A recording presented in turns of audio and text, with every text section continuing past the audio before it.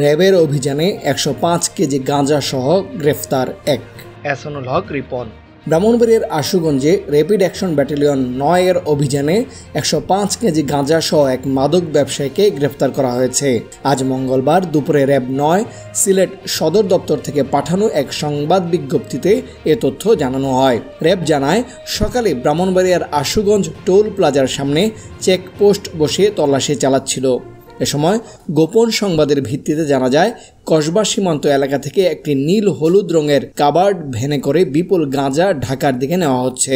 পরে সকাল আনুমানিক 8:10 সন্দেহজনক কাভার্ড ভ্যানটি এলে র্যাব সদস্যরা সেটিকে থামার সংকেত দেয়। এ সময় ভ্যান চালক পালানোর চেষ্টা করলে তাকে ধাওয়া করে আটক করা হয়।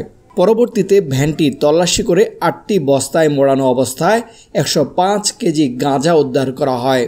গ্রেফতারকৃত ব্যক্তি নেত্রকোনা জেলার কেন্দুয়া থানার মাইজহাটি গ্রামের মোহাম্মদ আসাদুল ইসলাম ভূঁইয়া।